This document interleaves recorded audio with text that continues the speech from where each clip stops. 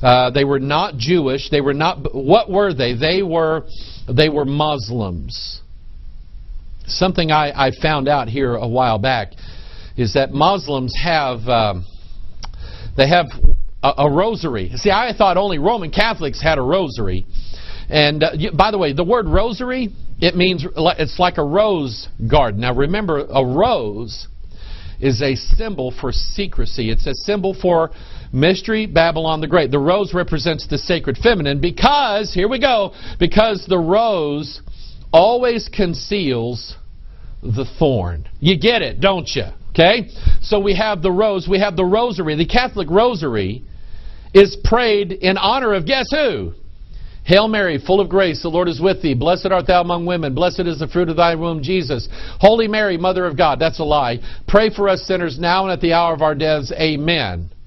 Okay? When you pray, when you're Catholic and you pray the rosary, you're praying not to Jesus, the mediator, not to God, the Father. You're praying to the goddess. Mystery, Babylon the Great, the mother of harlots and abominations of the earth. And so the rosary is concealing something. Muslims, I didn't know this, Muslims have rosary beads. They pray or they meditate upon a rosary bead. Now, here, get this now. This rosary bead has 30, or this rosary necklace, or this thing, has 33 beads on it. The Muslims are told to take that and to go through it exactly 3 times. 33 times 3 is 99, which is 9 times 11. Because Muslims are taught through the Quran that Allah has, here we go, that Allah has 99 names. 9 times 11. I went to Wikipedia. You can do this. You can type in the 99 names of Allah, and you'll find the exact list of all the names of Allah. All 9 times 11 of them. These Muslims flying these planes, probably at some point as part of their pre-kill Americans ritual. I know they ceremonially bathe themselves. It could very well be that they were praying this 99 bead rosary, reciting the names of God, which number 61 on the list is called Al-Mumit, which means the destroyer, the bringer of death. You know what Abaddon and Apollyon means, don't you? Abaddon is Hebrew, Apollyon is Greek, and they both mean the destroyer, or the one who destroys. And so the Muslims, as they're praying in the name of their 9/11 God, they're praying to Abaddon, Apollyon. Somebody had said something a while back about, Pastor Mike, don't you think that it's real curious that the name Apollyon and the name Apollo sort of sound the same? I think they're right, because I went back and I did a little research onto Apollo 11. You know, the flying ship that landed on the moon and left tracks everywhere. I don't know if you've seen the pictures recently or not. Left tracks all over the place. Landed on the, by the way, 2 Freemasons having a communion service on the moon. What's up with that?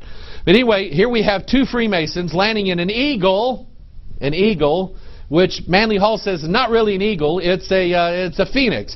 So here we have a bird, a Columbia, which is the space rocket, the Columbia. The word Columbia means dove, and it's a feminine dove, which means we're back to Mystery Babylon the Great, the mother of harlots and abominations of the earth, the false spirit. We have the Columbia taking the eagle or the phoenix up to the moon, an Apollo 11, and it lands on the moon. And as the very first Freemason begins to descend down to the surface of the moon to leave that famous footprint, you can go count it yourself. He took 9 steps down from Apollo 11 in this little symbolism thing here. We had covered this in a video called the Lincoln Memorial, the Temple of the Antichrist.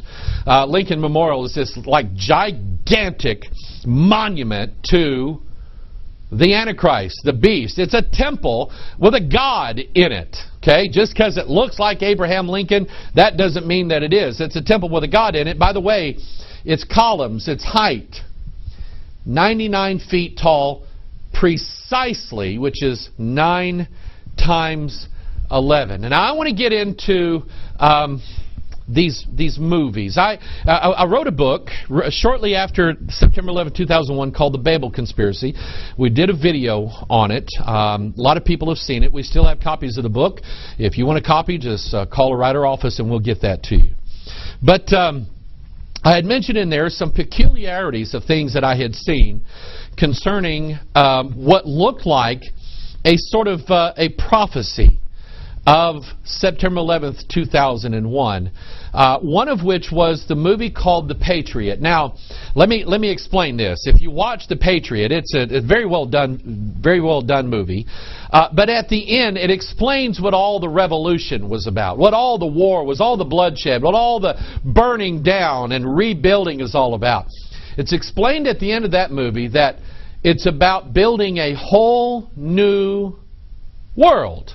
Well, that just happens to be what Annuit Queptus Novus Ordo Seclorum means. He favors the birth of a new world order. That's at the end of the movie. At the beginning of the movie, you have Mel Gibson, who is building something. It's a rocking chair.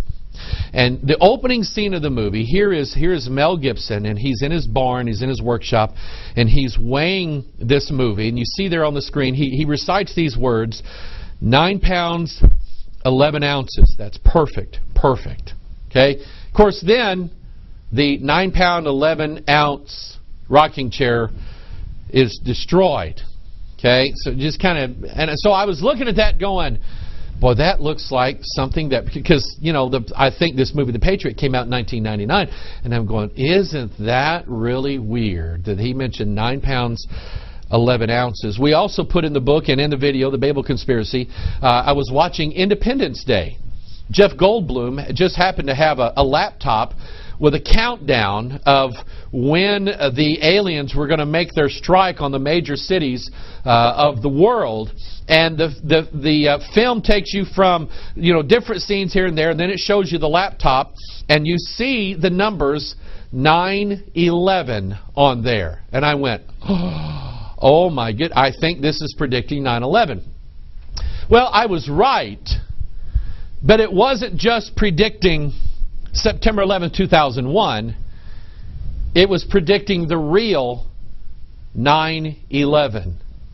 Revelation 9/11, the king rising out of the bottomless pit for 5 months, hurting men with the sting of death. This is what we're seeing here. So I found some websites on the internet. You can find these too. Somebody had done a pretty good job of collecting symbols inside of movies that point to 9/11. And here, I think that they are not just pointing to what happened September 11, 2001, but pointing to what is going to happen on this earth at some point, on some day. That beast is rising up out of that pit, the king of the bottomless pit, Revelation 9/11. You have the movie Armageddon. Boy, that's a name right out of the Bible, by the way. Come out in 1998, and you know this star is going to fall on the earth. Okay? And they're sending Bruce Willis. Why they picked Bruce Willis, I don't know. They're sending Bruce Willis up in a space shuttle. And they just happen to show the countdown to the launch of this particular space shuttle. The countdown was 9 minutes, 11 seconds. In this movie, 1990, Gremlins 2. Gremlins are like little demons that are taking over the world. 1990, this movie, you see these two reporters here. It just, I mean, one of the reporters is from Channel 9. The other reporter is from Channel 11. Now, let me stop right here. You say, oh, big deal. Who's getting anything out of that? Let's go back a couple weeks to a Watchman broadcast we put out about subliminal perversion or subliminal persuasion. How the devil likes to work subtly by planting what seems to be benign images in our mind. And if you do it enough, all of a sudden people begin to think and respond a certain way. And this is, I believe, what we're seeing.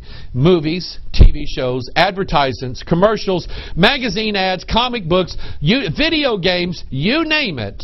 I think we're seeing a subtle subversion of the minds of men to worship this 9/11 beast of the last days. So look at it again. You see 9 and 11. I remember seeing this one myself, 1998, a movie called The Enemy of the State, which, do you know what that movie is about? This is 1998, mind you. This is like 13 years ago, when the technology existed then that doesn't exist. I mean, we have like buku technology, more than we had in 1998. The Enemy of the State was about how everything that we're doing is being monitored.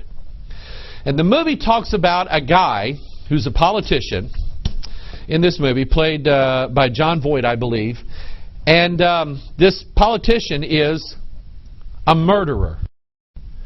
And they go out of their way in this movie to tell you that this murderer was born on September 11th, 9/11. Think of a child that comes. There was a movie called Problem Child. Okay? I didn't let my kids watch it. I didn't want them to get any ideas. A movie called Problem Child came out in 1990. This problem child just happened to live, I don't know what street it was, but his street address was 9/11. How about Terminator 2?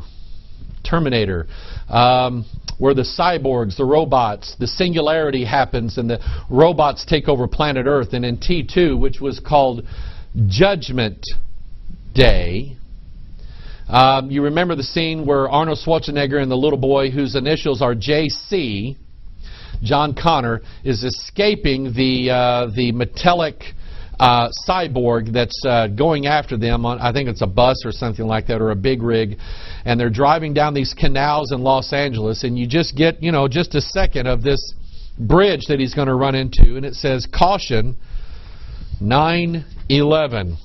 1997, a movie called The Peacemaker. There's George Clooney. And he just happens to be standing between gate 9 and gate 11. Revelation 9/11. The Simpsons cartoon. Take a look at this one. 9. And they're using the World Trade Towers as a number 11. A lot of this centers around New York. Here we have the movie Godzilla. Oh, okay, here we go. Godzilla is a beast that rises up out of the sea.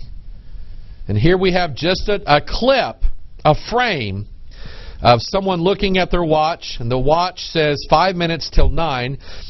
The little hand's on the 9, the big hand is on the 11.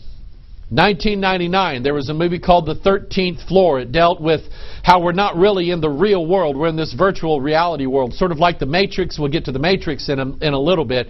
The 13th floor, you have the symbolism of a guy descending down a set of steps, down what probably looks like a lower area, and there's a clock in the background with one hand on the 9 and one hand on the 11. By the way, the 13th floor, Revelation 13, is where the beast is rising up out of the sea. And then we have Mr. Anderson, Neo from The Matrix. And I've watched The Matrix, and I can tell you that The Matrix is loaded with occult symbolism. Neo, which means new.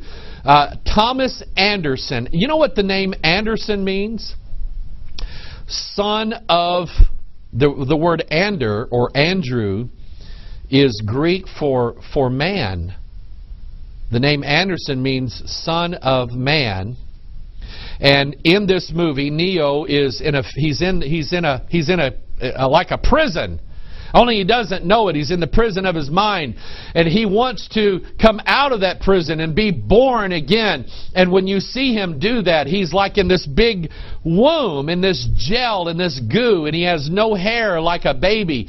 And he's literally comes out like of something that looks like a birth canal, and he is reborn. Well, when the Agent Smith is interviewing Neo, Mr. Anderson, they kind of flash his identity card. I think it's his passport.